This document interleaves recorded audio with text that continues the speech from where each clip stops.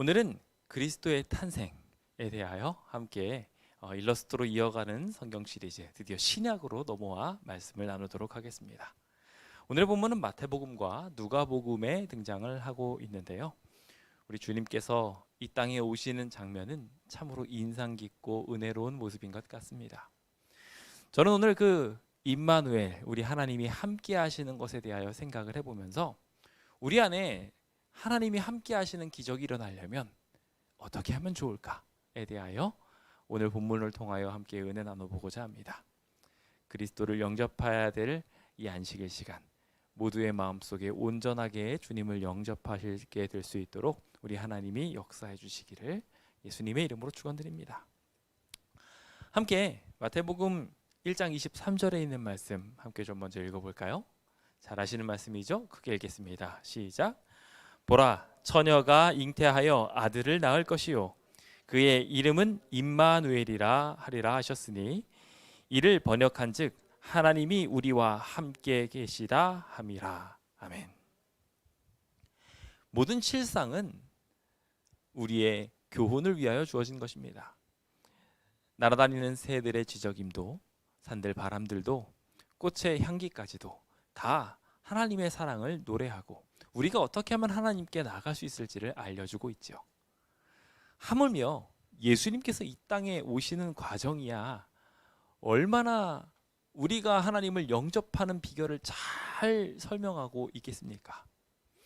다른 모든 것들이 그런 것들에 대하여 조금 부족한 정보를 전해준다 할지라도 예수님께서 이 땅에 오시는 성육신 과정만큼 하나님이 우리와 함께 하시려고 하는 노력을 잘 기록하고 있는 표현은 없다 생각되어지며, 동시에 우리가 하나님을 모시기 위해서 어떻게 하면 좋은지에 대해서 이 본문만큼 우리에게 잘 가르쳐주는 본문은 없다 생각됩니다. 오늘 주님이 우리와 함께 하고자 하십니다. 그 마음은 우리 주님의 일방적인 마음으로 이루어지기 어렵습니다. 손뼉도 마주쳐야지 소리가 나는 것처럼 주님께서도 그 전능하신 손길로도 우리의 마음을 강제하지 않으시고 우리의 손바닥을 펴서 주님과 함께 마주치기를 기대하고 계십니다. 우리 편에서는 어떻게 해야 될까요? 주님께서 저 우주 멀리에서 우리를 만나기 위하여 그 먼 걸음을 해주셨습니다. 그 높은 위치에서 이 낮은 곳까지, 그 정결한 그리고 거룩한 곳에서 이 더럽고 냄새나는 곳까지 주님께서 친히 와주셨습니다. 그렇다면 우리는 주님을 맞이하기 위해 어떻게 하면 좋을까요? 당연히 우리가 나아가야 할 길이 있다는 것을 꼭 기억하여 주셨으면 좋겠습니다. 그리고 우리 하나님께서 여기까지 우리와 함께 하셨다고 외치며 에베네셀이라고 크게 외치는 승리의 백성 되었으면 좋겠습니다. 함께 그 아름다운 그리스도의 탄생 과정을 보며 우리도 그 일원이 되어 주님을 모시는 재림을 기다리는 재림교인 되시길 함께 기대해 봅시다.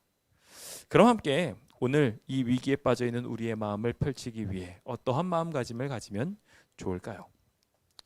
첫 번째로 우리가 구주의 임재를 느끼기 위하여 해야 할 아주 중요한 도구가 있습니다. 바로 하늘의 기별입니다. 우리가 잘 아는 것처럼 성경 말씀은 하나님의 임재를 느끼게 할 가장 중요한 키워드 중에 하나입니다. 거기에는 하나님의 은혜를 느끼게 할 수 있으며 그곳에는 하나님의 언약들이 가득합니다. 그리고 그곳에는 하나님의 증거로 가득 채워져 있지요. 오늘 우리가 하나님의 말씀을 펼치면서 그 가운데 주님의 은혜를 발견하지 못한다면, 주님께서 우리와 약속 맺고 싶어 하신다는 것을 발견하지 못한다면, 그리고 주님이 이 약속을 이루실 것이라는 증거를 발견하지 못한다면 우리 안에는 믿음이 생겨나지 못하고 주님과 함께 할 수도 없게 될 것입니다. 성경을 펼쳤는데 하늘의 기별을 들었는데 그것과 관계없이 고개를 돌려버린다면 은혜도 느끼지 못하고 하나님과 약속 관계로 들어가지도 않고 주님이 함께 하신다는 것을 믿지도 못하게 된다면 아무 소용없는 것이 될 것입니다. 이 첫 번째 발걸음 함께 점검해 보아야 되지 않겠습니까? 고린도후서 12장 9절에 있는 말씀입니다. 함께 읽어볼까요? 시작. 나에게 이르시기를 내 은혜가 내게 족하도다. 이는 내 능력이 약한 데서 온전하여짐이라 하신지라. 그러므로 도리어 크게 기뻐함으로 나의 여러 약한 것들에 대하여 자랑하리니 이는 그리스도의 능력이 내게 머물게 하려 함이라. 많은 사람들은 자신의 모습을 멋지게 채우려고 합니다. 그것을 통하여 내 모습이 더 나아지면 주변 사람들이 좋아진다고, 나 자신도 높아진다고 생각합니다. 그래서 하나님께 영광을 돌리는 방법도, 하나님과 함께하는 방법도 그렇게 선택하는 경우들이 꽤나 많습니다. 그래서 기왕이면 공부를 잘 해서 성적을 잘 받아서 좋은 직장에 들어가서 내가 하나님께 영광을 돌리겠다고 이야기합니다. 하나님께서는 그걸로 영광을 받으시지 않고 그렇게 하나님과 함께 할 수도 없습니다. 하나님의 임재는 나중에 만나 줄 게가 아니라 지금 나와 함께 있자입니다. 주님께서 모든 것을 채워줄 테니까 나와 함께 있자라는 거예요. 오히려 주님께서 채워줄 것이 없다고 생각하면 생각할수록 하나님과 함께하는 것은 요원해집니다. 성경은 그것을 우리한테 말해주는 책이지요. 여기 바울이 있습니다. 바울은 성경 박사였습니다. 성경을 가르치는데도 굉장히 뛰어났고 선교에 대한 열정도 뛰어났습니다. 혈통으로도 굉장히 대단했죠. 근데 그에게 있어서 한 가지 문제점이 있었는데 주님을 만나고 난 이후로 안타깝게도 눈이 좀 안 좋아졌습니다. 그리고 여러 고난을 당하면서 육체적 결함들이 생겨나기 시작하면서 말도 어눌해지고 좀 몸도 가누기 어려워지게 되었습니다. 이거 조금만 더 좋아지면 내가 더 열정적으로 하나님을 증거할 수 있을 것 같은데, 이 건강이 좀 더 좋아지면 내 지성 더 멋지게 말할 수 있을 것 같은데, 자꾸 하나님께 영광 돌리지 못하게 되고 하나님의 임재하심을 느끼지 못하게 만드는 것 같다는 생각을 바울 했던 것 같습니다. 그래서 기도합니다.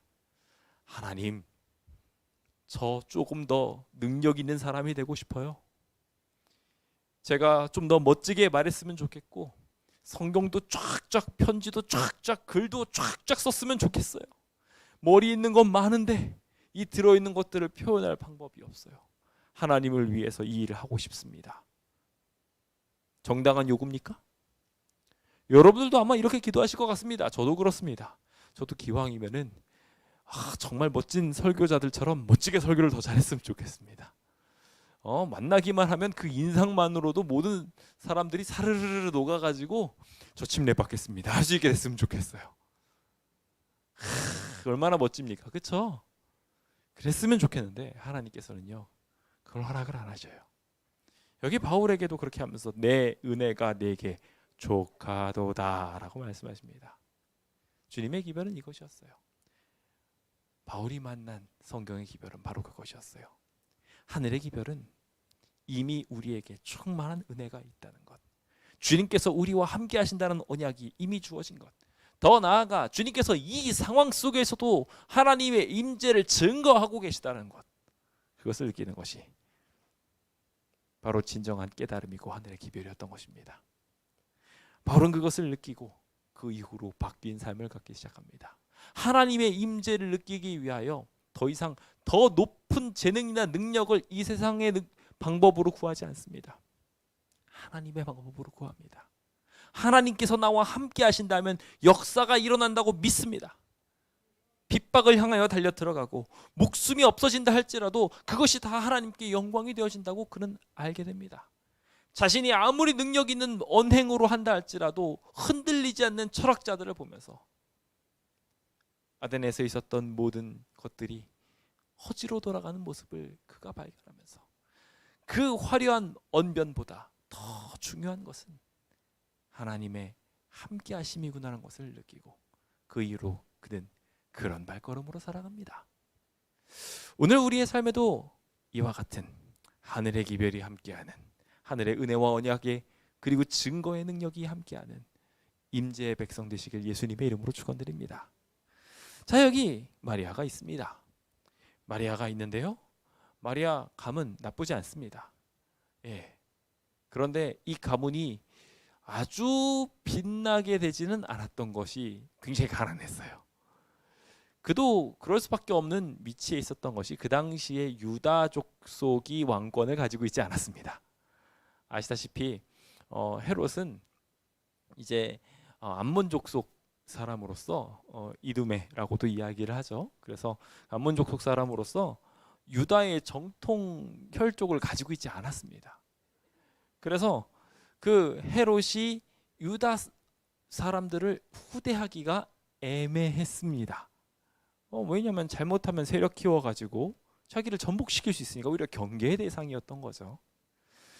예수님의 가정도 어쩔 수 없이 그 사람 중에 한 사람이 될 수밖에 없었고, 그리고 여기 마리아도 그래서 피신의 피신을 거듭하여 나사렛이라는 험난한 동네에 머무를 수밖에 없었습니다. 그녀가 이렇게 안 좋은 동네에 안 좋은 가정에서 어쩔 수 없이 이렇게 험난한 인생을 살고 있었을 때 천사 가브리엘이 그녀에게 나타납니다. 예수님이 그 뱃속에 임재하겠다고 약속하지요. 뱃속에 아이가 들어서려면 어떻게 해야 되나요? 우리가 다 잘 아는 것처럼 결혼을 해야 됩니다. 아이를 갖기 위해서 노력을 해야 합니다. 어쩌면은 그거 노력만으로도 안 되기 때문에 하나님의 은혜도 많이 필요하고 또한 노력들도 많이 필요할 거라 생각이 듭니다. 요즘 결혼을 하는 분들이 아이를 제끄덕제끄덕 갖지 못하는 모습을 보면서 참 안타깝다는 생각도 합니다. 하나님께서 정말 축복해 주셔야 된다는 생각이 참 많이 들지요. 그러면서 제가 그 아이를 갖는 과정 속에서도 인간의 노력이 얼마나 많이 필요한지, 그래서 아이를 조금이라도 더 건강하게 갖기 위해서 운동하고, 그리고 공부하는 습관들도 키워가면서 막 인간적 노력을 굉장히 많이 해서 결과적으로 아이를 가지려고 애를 쓰는 모습들을 보게 됩니다. 그래도 안 되다 보니까 요즘은 어떻게까지 합니까? 시험관 하기까지 갑니다. 그래가지고 아주 다양한 방법으로 자기의 아이를 가지려고 노력하는 모습들을 보게 되죠. 세상적인 방법입니다. 세상 사람들은 이렇게 자신의 능력을 채워가면서 무언가 놀라운 능력을 경험하려고 하죠. 여기 마리아에게서도 이러한 상식적인 부분이 필요했습니다. 최소한 결혼을 했어야 됐어요. 결혼을 하지 않고 아이를 가지면 어떻게 됩니까? 돌로 맞아서 죽습니다. 그런데 여기 이 아이한테 아이와 전혀 관계없는 상황이 계속 연결됩니다. 아이를 키우려면 생활 여건도 있어야 됩니다. 그런데 아시다시피 과부나 고아 같은 경우는 자신에게 할당된 재산이 없음으로 말미암아 아이를 육아할 수도 없습니다. 즉 키울 수 있는 능력도 없는 상황인 것입니다. 목숨의 위협, 그리고 그것이 없다 하더라도 키울 수도 없는 그러한 상황 속에 이 처녀에게 아이가 있을 거라고 말하는 것입니다. 더 큰 문제가 있습니다. 뭐냐면 사랑하는 남편이 있는 겁니다. 결혼을 약속한 사람이 있어요. 근데 그 사랑하는 사람과 맺어질 수 없게 될 수도 있는 상황인 것입니다. 그에게 커다란 상처를 줄 수도 있는 이 상황, 모든 것들이 다 그에게 불리한 상황이었습니다. 하나님께서 천사를 보내게 되었을 때, 그 기별이 이 여인에게 가게 되었을 때, 천사를 보고 그 기별을 듣고 그녀는 어쩔 수 없이 두려울 수밖에 없었습니다. 하나님의 임재의 축복이 우리에게 꼭 기쁨으로 다가오지만은 않는 것 같습니다. 때로는 두려움으로, 걱정으로 다가옵니다. 무언가 주님의 일이 딱 주어지게 되면 어떻습니까? 당장 이번 주 안식일에 올라와서 기도하셔야 됩니다 라고 이야기하면 이러고서 걱정부터 두려움부터 갖게 되시는 분들이 많이 있는 것을 보게 됩니다. 맞아요, 그럴 수 있어요. 걱정도 두려움도 있을 수 있습니다. 그런데 말입니다, 어느 순간까지 최선을 다해서 능력을 키워가지고 여기 올라오는 것보다 더 중요한 것이 있다면 하나님의 임재를 느끼는 것입니다. 주님께서는 은혜가 있을 거라고 약속하십니다. 그 천사를 통하여 은혜를 받은 자여 평안할지어다, 두려워하지 말아라 라고 이야기를 하며 너는 하나님한테 은혜를 받았다 라고 분명하게 기별을 전해줍니다. 이미 하나님의 임재 자체가 은혜이기 때문에, 그것 자체가 축복이기 때문에 더 다른 게 필요하지 않아요. 더 다른 자격이 필요하지 않아요. 주님을 영접하고자 하는 그 마음 자체가 복인 것입니다. 두려워하지 마십시오. 내가 모자라다고 걱정하지 마십시오. 하나님이 채워주십니다. 그 모든 것을 채워주심을 생각하며 기뻐하게 되시길 예수님의 이름으로 축원드립니다. 두 번째로 우리가 보게 되는 하나님의 또 놀라운 축복은 주님께서 우리가 빼앗겨버린 이 왕좌를 다시 찾기 위하여 와주셨다는 선언을 하고 있는 것입니다. 여기 잉태하여 아들을 낳을 것이니 이름을 예수라 하라 라고 이야기하며 그분이 어떤 존재가 될 것인지에 대하여 말합니다. 예수라는 이름 자체가 우리가 잘 아는 것처럼 저희 백성을 그 죄에서 구원할 자라는 의미를 가지고 있는 것처럼 주님께서 죄로 인하여 빼앗긴 왕권을 회복하기 위하여 다윗의 왕좌를 다시 얻기 위하여 오시는 이야기를 기록하고 있는 것입니다. 인간에게 능력, 왕권, 권세, 명예 필요하지 않습니다. 하나님께서는 그 잃어버린 자를 회복시키려고 오신 거예요. 우리가 잃어버린 무언가를 회복시키기 위하여 주님께서 오신 것이었습니다. 시대의 소망에 보시면은 주님께서는 자발적인 희생을 통하여 아버지 곁에 머무실 수 있었지만 그러지 않고 자신의 보좌를, 자신의 왕좌를 내려놓으시고 우리의 왕좌를 찾게 하기 위하여 이 땅을 오셨다고 기록하고 있습니다. 이 얼마나 큰 약속이자 감사의 조건들입니까? 우리가 아무것도 없어도 괜찮다는 거예요. 주님이 회복시켜 주려고 오셨다는 것입니다. 그게 임재의 묘미예요. 우리가 의사를 만나는 것은 아프니까 만나는 겁니다. 아프지 않는데 어떻게 의사를 만나겠어요? 우리에게 문제가 있으니까 하나님이 와주시는 거고 하나님이 오셔서 우리에게 축복하시는 것입니다. 우리의 빼앗긴 왕자들을 회복하기 위하여 주님께서 지금 찾고 계십니다. 그러니 걱정하지 마시고 잃어버린 게 있다면 주님께 나아가시고 주님과 만나시길 예수님의 이름으로 축원드립니다. 계속해서 주님께서는 불가능을 넘어서는 믿음을 회복시키기 위하여 우리와 함께 하십니다. 참 주님께서는 좋으신 분인 게 믿음이 없잖아요. 믿음을 주시는 분이셔요. 우리가 믿는 것조차도 하나님께서 믿을 만한 분이시기에 우리가 믿게 됩니다. 얼마나 감사하고 좋은 일인지요. 여기 마리아가 천사에게 말하기를 나는 남자를 알지 못합니다. 어떻게 이런 일이 있겠습니까? 믿음의 발언이에요? 믿음 없는 발언이에요? 진짜 믿음이 있다면 천사가 나타났을 때 믿습니다, 일어나겠습니다 할 수도 있어요. 근데 이 여인에게 여전히 두려운 것들이 많았고 불가능의 장벽들이 가득 있었습니다. 그러자 천사는 이렇게 말합니다. 성령이 너랑 함께 있을 거다 라고 이야기를 합니다. 하나님 너와 함께 하시고 그 높으신 능력이 너를 덮어줄 거다 라고 이야기하면서 하나님의 귀한 임재를 설명하면서 보라, 뭐라고 말합니까? 내 친족 엘리사벳 늙어가지고 아들 갖는 거 가능하다 불가능하다? 불가능했다. 그런데 불가능한 여인이 임신하지 못한다고 했던 그 여인이 임신한 지 6달째다. 우리가 앞서 이야기한 내용들을 보면은요, 여기 이 누가복음 1장에 보면은 임신 이제 하고 난 뒤에 아이를 낳는 과정까지 숨기는 장면이 등장합니다. 엘리사벳이 그렇게 오랫동안 그냥 아기를 딱 갖자마자 와 여기 있어요. 그래서 이렇게 이야기하지 않고 심지어 이름도 바로 밝히지 못합니다.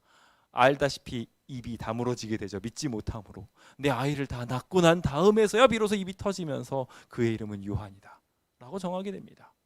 주변 사람들한테 외치고 다니지도 못했어요. 그래서 여기 어쩌면 친족이었던 마리아도 알지 못했는지 모르겠습니다. 그런데 그랬던 이 마리아에게 증거를 대주신 겁니다. 너 친족 엘리사벳 잘 알지? 근데 이 엘리사벳도 아기를 가졌어. 벌써 6달째가 됐어 라고 이야기를 하며 마리아한테 믿음을 주시는 것입니다. 얼마나 감사한 일입니까? 주님께서는 우리 주변에 있는 많은 성도들을 감화시키셔서 기적을 경험하게 하십니다. 많은 역사의 인물들을 감화시키셔서 그들로 주님을 믿게 하고 그 역사의 기록들을 그대로 남게 승리의 기록들을 우리에게 전달하도록 하셨습니다. 우리는 그것들을 보면서 믿을 수 있습니다. 주님께서 이렇게 하늘의 기별을 통하여 우리에게 괜찮다 은혜 베푸시고 그리고 내가 너 그거 고쳐줄게 라고 약속해 주시고 그걸로도 모자라서 봐 내가 이 사람도 고쳐줬어 라고 이야기하면서 확신까지 주시니 얼마나 감사합니까? 이제 우리의 마음속에 하늘의 기별을 보고 기쁨의 믿음의 고백을 하게 될 수 있게 되기를 예수님의 이름으로 축원드립니다. 주님께서는 이와 같이 우리의 삶을 도와주시면서 하늘의 기별만 주시는 것이 아닙니다. 더 나아가서 주변에 있는 사람들을 통해서도 귀한 축복들을 더하여 주십니다. 어떠한 것이 있을까요? 바로 이웃들과 가족들의 포용이 아닌가 생각해 보게 됩니다. 주님의 임재를 느끼게 하기 위한 위대한 도구 중에 하나가 바로 이 많은 사람들의 사랑 나눠주는 따뜻함 속에서 하나님의 임재를 느끼더라는 것이죠. 성경만이 아니라 주변 사람들을 통해서도 하나님을 느낍니다. 그런 의미에서 가족들이 있으신 분들은 가족들을, 혹은 온라인에 계신 분들은 온라인에 있는 얼굴들을 서로 보시면서 이름들도 서로 확인하시면서 따뜻함을 한번 느껴보시기 바랍니다. 혼자서는 슬픕니다. 좌우에 계신 분들을 볼 때 우리는 더 튼튼해질 수 있습니다. 위로와 힘을 느끼기 위하여 주변 분들에게도 의지해 보시기 바랍니다. 형제의 모습 속에 보이는 하나님의 형상을 만나며 그 형상이 아름답다고 고백하게 될 것입니다. 그리고 또한 우리도 그런 형상이 되어야 되겠죠. 주님께서는 이러한 것들을 통해 용납, 절제, 그리고 축복이라는 귀한 선물들을 우리한테 주시곤 합니다. 함께 전도서 4장 12절에 있는 말씀 함께 읽어보도록 하겠습니다. 읽어볼까요? 시작. 한 사람이면 패하겠거니와 두 사람이면 맞설 수 있나니 세 겹줄은 쉽게 끊어지지 아니하느니라. 자, 혼자서는 어떻다고요? 아유, 이거 참 약해요. 제가 여러 문제들을 해결하는 방법 중에 제일 좋은 해결 방법에 대해서 알아본 결과, 짧은 인생이지만 제일 문제를 빨리 해결하는 방법은 여러 사람들과 같이 의논하는 것이었습니다. 함께 하는 거예요. 백직장도 맞들면 안 돼. 하물며 오늘 우리의 삶에 있는 문제들 다 가지고 가서 함께 나눈다면 어떻게 되겠습니까? 기쁨은 2배가 될 것이요 슬픔은 반이 되어버릴 것입니다. 그런데 그럼에도 불구하고 계속 혼자서 문제를 가지고 계신 분들이 있습니다. 걱정이 있고 근심이 있으면 그걸 혼자 다 삭히고 그 다음에 내가 이런 문제가 있었어요. 나중에 다 혼자서 해결하고 난 다음에 이 이야기를 하려고 하시는 분들이 계셔요. 정말 안타깝습니다. 하나님께서는 그렇게 혼자서 삭히도록 설계하지 않으셨어요. 하나님께서는 그 문제를 다 함께 해결하도록 하셨어요. 서로 용인하고 용납하는 것이죠. 그것을 통해서 이 모든 문제가 풀어지게 될 것입니다. 한두 번 정도야 이 혼자서도 이 문제를 극복할 수 있었을지 모르겠습니다. 하지만 그것이 계속 반복되어지면 어떻게 되겠습니까? 회복되어지는데 시간이 점점 더 오래 걸리게 될 것입니다. 주님께 돌아오는 것이 점점 더 힘들어지게 될 것입니다. 나중에는 어떻게 되느냐면 주님을 만나러 왔는데 주변 사람들이 불편해가지고 떠나가게 됩니다. 오늘 우리의 삶에 혼자서 문제를 해결하겠다는 이 문제만큼은 방법만큼 좀 사라지게 되었으면 좋겠습니다. 주님의 임재를 느끼려면 함께 해야 합니다. 주님께서는 한 사람의 기도도 분명히 들으실 것입니다. 그럼에도 불구하고 주님께서는 설교 말씀을 통해서 약속을 통하여 2-3 사람이 내 이름으로 모인 곳에 내가 거기에 있다라고 이야기하셨어요. 한 사람이 아니었어요. 2-3 사람이 연합해서 모인 그곳에. 그래서 모이기를 힘쓰는 것을 패하는 사람들이 있으면 그 사람들 안타깝게도 하나님의 방법과 다르니 그들과 멀리하라고 말하셨어요. 열심히 모이고 최선을 다하여 기도하는 것, 그런 연합의 정신을 통해서 비로소 하나님을 만날 수 있다고 말한 것입니다. 그러므로 세 겹줄이 되어야 됩니다. 그 귀한 일들이 어떻게 주님의 임재 속에 일어나는지 함께 좀 볼까요? 자, 먼저 첫 번째로 보게 되는 이야기는 바로 요셉의 이야기입니다. 요셉과 마리아의 관계는 약혼 관계였습니다. 결혼을 약속했어요. 이제 사랑이 꼭 피워야 될 곳입니다. 그런데 말입니다. 지금 커다란 장애가 생겼어요. 하나님의 사명을 수행하고자 하니 요셉과 관계가 끊어지게 생겼습니다. 참 재밌는 것이 마리아에게 아기가 가졌다는 것이 요셉한테 드러났다고 말하고 있어요. 이것이 나타났다라는 표현으로 되어 있는데 마리아가 요셉한테 별말을 하지 않은 것 같습니다. 예수님이 내 뱃속에 들어왔어요. 그 약속의 사람인 메시아가 저를 통해서 태어난대요라고 마리아가 요셉한테 전달하지 않은 것 같습니다. 왜냐하면 최소한 그렇게 이야기했다면 꿈으로 이야기가 나올 필요가 없습니다. 그리고 더 나아가서 가만히 끊고자 할 이유도 없습니다. 근데 마리아는 그냥 기다렸어요. 주님의 임재를 그대로 기다렸어요. 인간의 능력으로 해결되는 것이 아니라 문제의 해결은 하나님의 능력으로 늘 해결된다는 것을 우리는 이 사실을 통해서도 보게 되죠. 그녀는 잠잠하게 여러 다른 핑계를 대므로 믿음 없는 백성들을 통해서 오히려 오해를 사느니 그냥 하나님의 뜻에 맡기고 기다리고 있었습니다. 자, 요셉이 이런 상황에서 어떠한 반응을 보였을까요? 주변 사람들이 만약에 이 이야기를 알고 이것이 드러나게 되었을 때 하면서 손가락질했다면 어떻게 됐을까요? 나를 감히 배반해! 라고 이야기하며 돌멩이를 들었다면 어떻게 됐을까요? 그렇다면 예수님의 임재는 깨져버리고 말았을 것입니다. 하나님의 임재가 드러나려면 반드시 필요한 것이 있는데 바로 용납해주는 일입니다. 문제가 생겼을 때, 배신감이 느껴졌을 때 그럴 때 용납해줄 줄 알아야 돼요. 이것은 단순한 얘기가 아닙니다. 왜냐하면 지금 요셉은 결혼관계로 들어가는 이 세상에서 할 수 있는 가장 큰 언약을 맺으려고 하는데 일생일대에 한 번 하는 그 언약이 깨진 상황을 보고서도 용납했다는 거예요.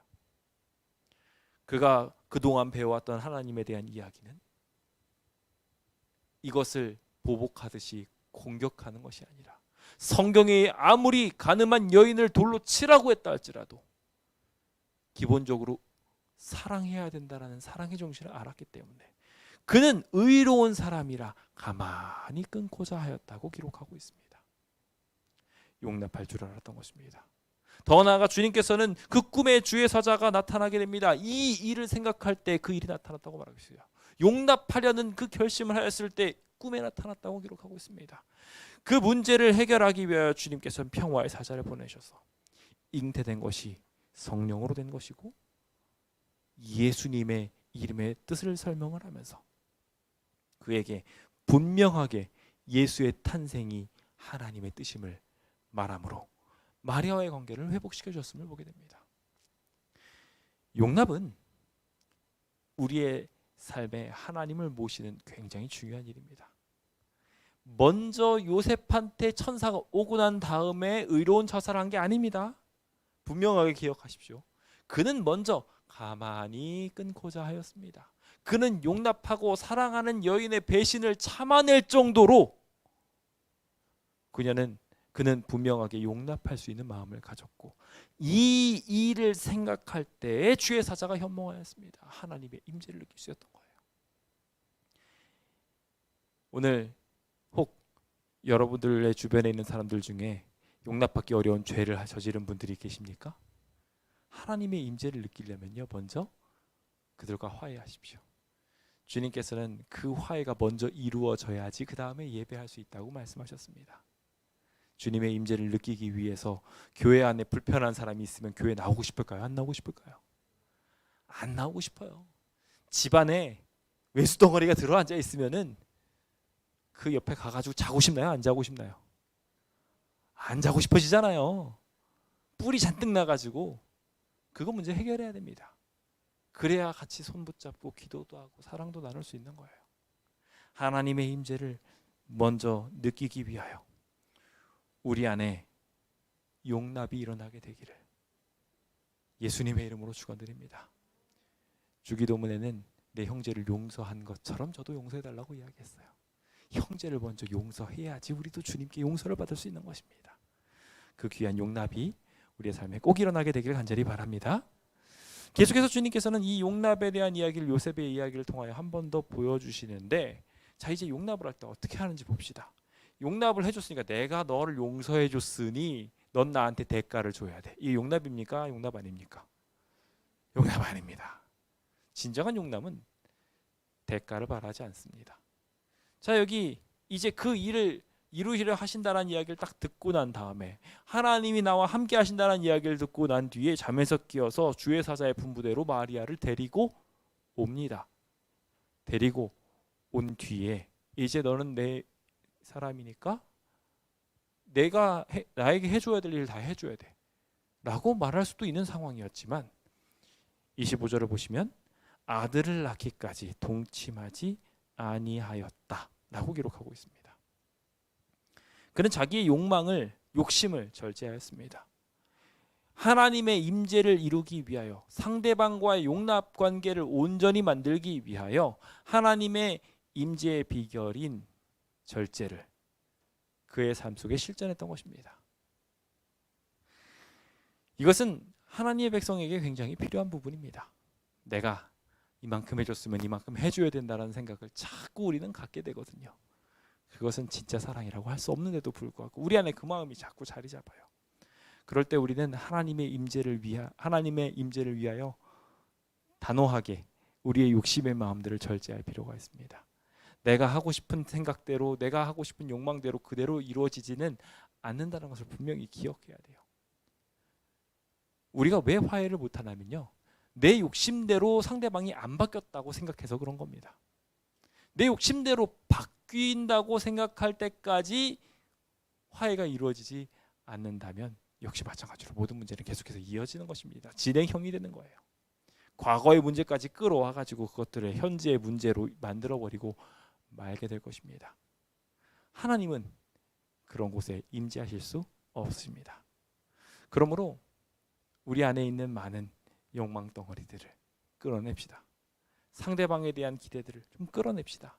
내가 당연히 취해야 된다고 생각하는 권리들까지라도 끌어낼 줄 아는 용기를 가집시다. 그때 하나님께서는 그 절제한 백성에게 임재하십니다.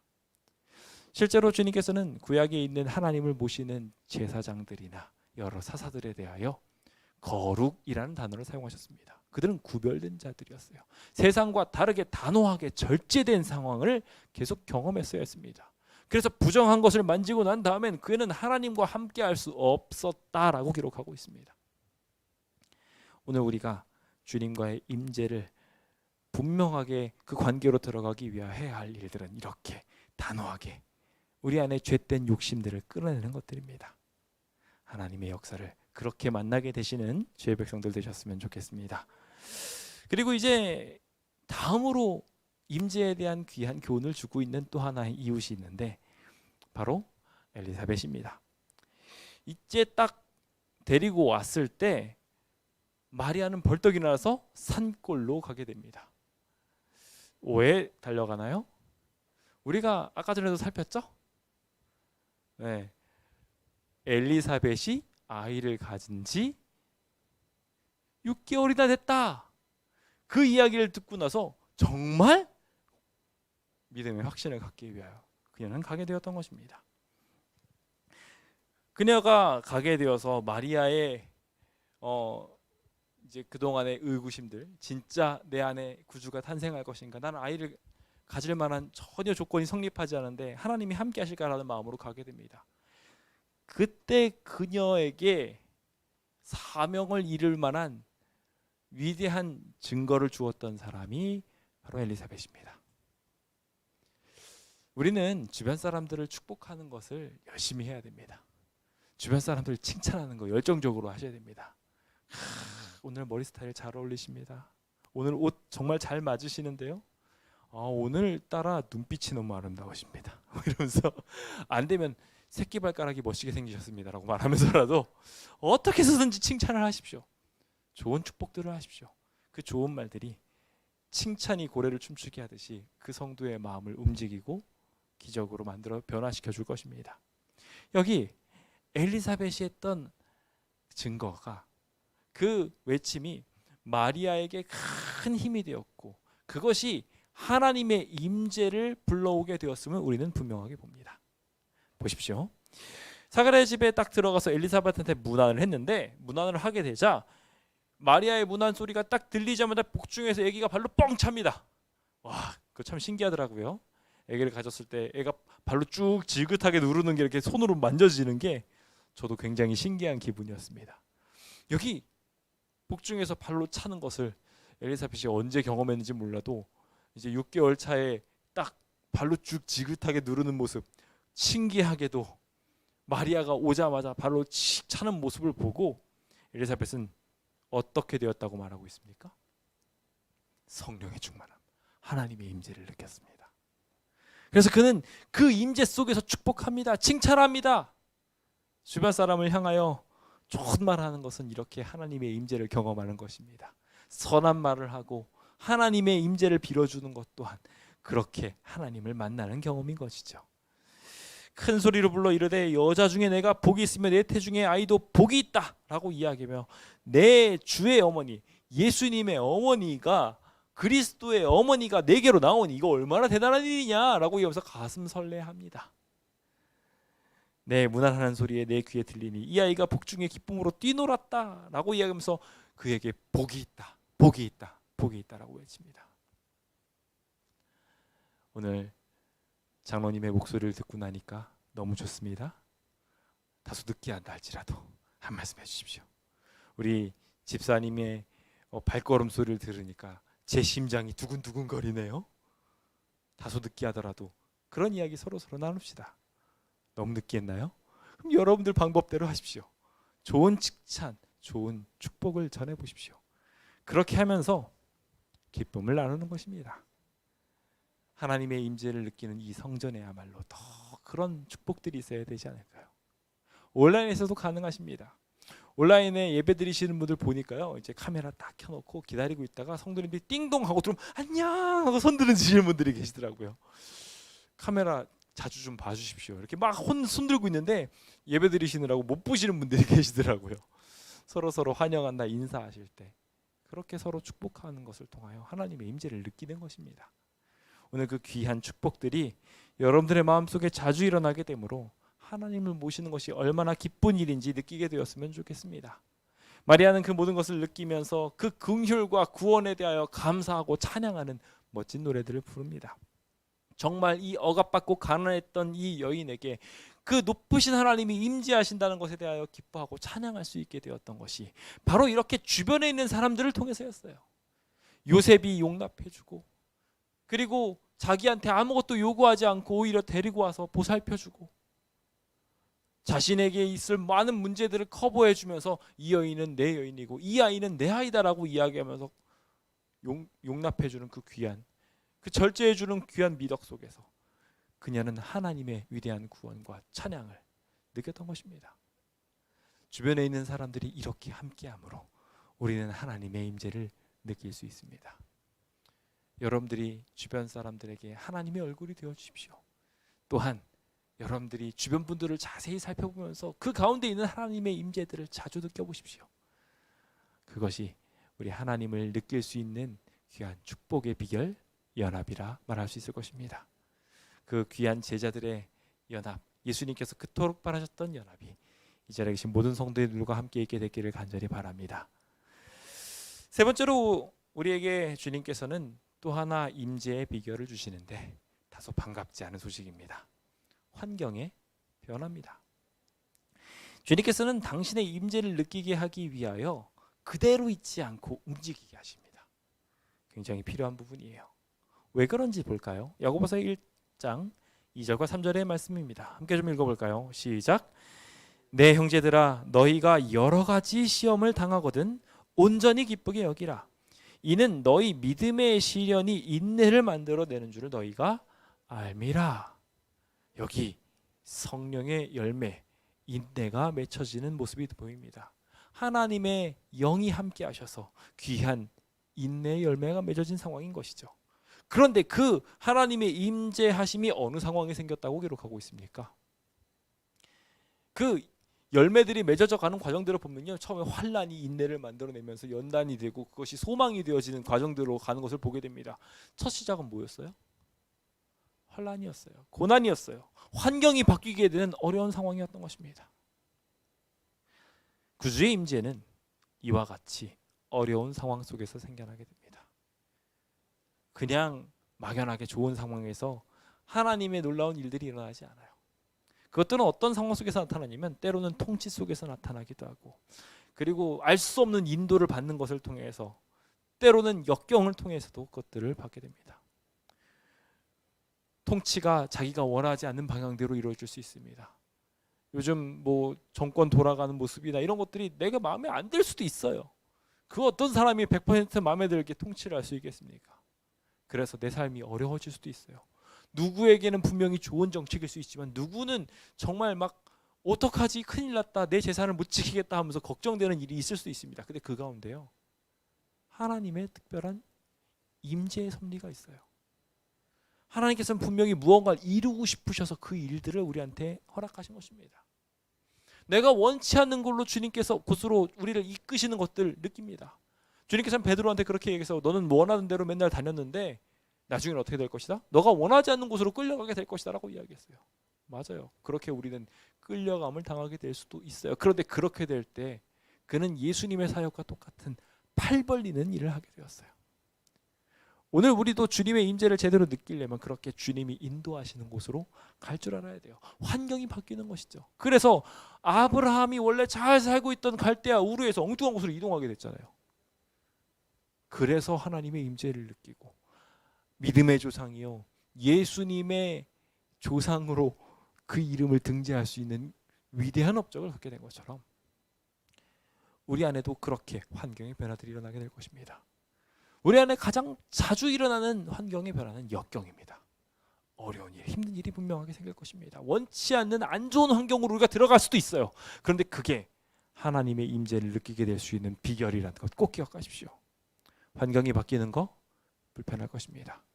하지만 동시에 주님의 도구라는 것을 꼭 기억하셨으면 좋겠습니다. 자, 예수님께서는 어떻게 오셨습니까? 예수님께서 어떻게 예언을 이루시고 베들레헴으로 가셨습니까? 그것은 바로 그 당시의 통치자 가이사 아구스토가 호적해서 세금 좀 더 받아먹으려고, 그렇죠? 그 일 때문에 이 일이 일어난 것입니다. 정말 좋은 것이라고는 찾아볼 수 없는 상황일지 모르겠어요. 그렇죠? 이방 나라한테 점령을 당했고요. 이방 나라의 명령을 받고 있는 것도 모자라서 이방 나라한테 세금도 하나도 빠짐없이 내게 하려고 자기가 있는 위치에서 떠나서 자기가 원래 본 적 있는 곳으로 다 이동해야 되는 겁니다. 얼마나 귀찮고 힘든 일입니까? 침략자를 통하여 이전에 없었던 새로운 일이 생겨나게 됐어요. 아, 이거 너무 싫어. 나 이런 거 해본 적 없는데, 평생 해본 적 없는데 나 이런 집 매기 싫어요 라고 말할 수 있을지 모르겠어요. 어쩌면 우리에게도 똑같이 그러한 일들이 생겨날지 모릅니다. 저는 한 번도 이렇게 전도하러 가본 적이 없어요. 저는 한 번도 단상에서 설교해 본 적이 없어요. 전 기도해 본 적도 없는데요. 못하겠어요. 분명히 그럴 수 있을지 모릅니다. 그런데 그렇게 새로운 환경에 적응하셔야 됩니다. 하나님은 그 가운데 임재하십니다. 오늘 주님께서 그렇게 임재하시기 위하여 수리아 총독을 활용하셨음을 기억하셔야 됩니다. 시대의 소망 44페이지에서는 그 내용들을 너무 자세하게 기록하고 있습니다. 시간이 없어서 다 읽지 않겠지만 여러분들의 마음속에 이 가이사 아구스토조차도 하나님의 임재를 위하여 활용하셨다라는 것을 분명히 기억해야 합니다. 우리의 원수라도 그렇게 활용하셔서 결국 주님을 만나도록 도구 삼으실 것입니다. 그것이 새로운 환경이라 할지라도 말입니다. 계속해서 그 다음 주님께서는 또 다른 상황으로 이끄십니다. 이제 그는 아이가 가득 채워진 상태에서 어려움을 겪기 시작합니다. 임신한 상태에서 걷는 거 쉽습니까? 안 쉽습니까? 게다가 만삭입니다. 나사렛에서 베들레헴까지 가는 일이 쉬웠을까요? 안 쉬웠을까요? 지금처럼 편안하게 차로 이동을 합니까? 뭘로 갑니까? 할 수 없었어요. 그런데 그 어려운 상황들, 자기가 원하지 않는 상황에, 원하지 않는 곳으로 이동하게 됩니다. 주님께서는 이런 식으로 우리가 원하지 않는 타이밍에 우리가 원하지 않는 곳으로 이끄는 경험들을 종종 합니다. 그런데 말입니다. 사실 그곳은 그의 본적이었습니다. 이 두 사람의 본적이었어요. 둘 다 유다 족속이었기 때문에 둘 다 그의 본적이고 둘 다 자신이 가야 할 곳은 베들레헴이었어요. 그 둘이 그렇게 베들레헴으로 돌아가게 하였던 것은 주님의 명령이었습니다. 베들레헴으로 간다는 것은 또 다른 중요한 무서운 이야기가 포함되어 있었는데 아까 전에도 제가 말씀드렸다시피 헤롯 대왕한테 찍히는 일이었습니다. 헤롯 대왕이 베들레헴에 난 아이들 2살 이하로 다 죽여라 한 이유가 뭐겠어요? 생각해 보세요. 베들레헴에서 나실 것이라는 것, 유다 자손으로 탄생할 것이라는 것, 그는 정당한 권리자가 아니었기 때문에 자신에게 모반을 일으킬 만한 사람 싸그리 죽여버릴 수 있는 기회가 딱 그때였어요. 그 타이밍에 자기 목숨이 간당간당할 수도 있는 원수가 지금 집권하고 있는데 원하지 않는 곳으로 가야 되는 거예요. 저 좀 나중에 갈게요. 그럴 수 있었을지도 몰라요. 만약에 그랬다면 예수님은 나사렛에서 탄생하셨을 것입니다. 예언에서도 이루어지지 않는 일들이 일어났을 거예요. 당장은 힘들지 모르지만 주님께서는 원래 이루어야 될 곳으로 가게 하였던 것입니다. 주님께서는 지금 우리에게 동일하게 우리가 원래 있어야 할 곳, 원래 해야 할 일로 돌아가라고 촉구하고 계십니다. 그럴 때 하나님의 임재를 느끼게 될 것입니다. 그 위대한 있어야 할 자리, 사명의 자리로 초청함 받았을 때 움직일 수 있는, 그래서 주님의 약속을 이루는 주의 백성 되시길 간절히 바랍니다. 마지막으로 어려운 환경 속에서 주님은 임재하십니다. 우리가 주님의 명령을 다 따르고 나면요, 결국 예수님이 그러하셨던 것처럼 어려운 상황으로 들어가게 될 것입니다. 예수님을 세상이 미워했던 것처럼 우리도 세상이 미워하게 될 것입니다. 그러한 힘든 상황 속에 분명히 들어갈 거예요. 여기 명령을 다 따라서 주님의 약속된 장소로 갔는데요, 거기 예수님 영접하는 사람이 있었습니까? 없었습니까? 없었어요. 아무도 몰라봤어요. 여기 이사야서 1장에서 3절에서는요, 소는 그 임자를 알고 나귀도 다 아는데, 그래서 그 주인의 구유를 딱 알고 있는데 나머지 사람들 아무도 몰랐다고 말하고 있어요. 그런 상황에 정말 힘겨운 상황이었을지 몰라요. 그래서 여관을 찾지도 못해서 결국 이 세상의 구주가 어디서 태어났어요? 마구간에서 태어났어요. 근데 그곳이 예언된 곳이었고, 그곳이 하나님이 함께 하시는 곳이었어요. 오늘 우리도 주님을 만나야 하는 곳이 있습니다. 그것이 골방이 될 수 있고, 우리의 교회가 될 수 있고, 우리의 선교 사역지가 될 수 있습니다. 그곳이 누추하고 힘든 곳이라 할지라도 우리는 그곳에 가야 합니다. 그곳에 가게 될 때 우리를 향한 예언이 이루어지게 되고 주님과 함께하는 기적이 일어나게 될 것입니다. 그 역사가 오늘 우리의 삶 속에 일어나서 진정한 왕과의 자손으로 모습이 분명하게 드러나게 되기를 예수님의 이름으로 축원드립니다. 저는 오늘 이렇게 주님을 모시는 방법에 대하여 잠시 여러분들과 함께 나눠보았습니다. 아주 짧은 이야기들이지만 사실 더 많은 깊은 이야기들이 이 주님의 임마누엘 이야기 속에 포함되어 있습니다. 그래서 시대 소망은 이 이야기를 끊임없이 살펴야 된다고 말하고 있습니다.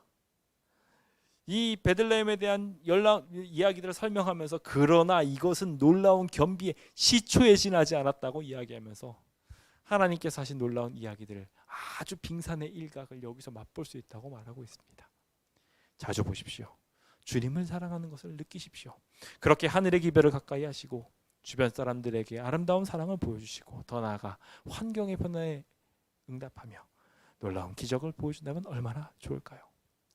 그 기회가 이제 여러분들 앞에 펼쳐져 있습니다.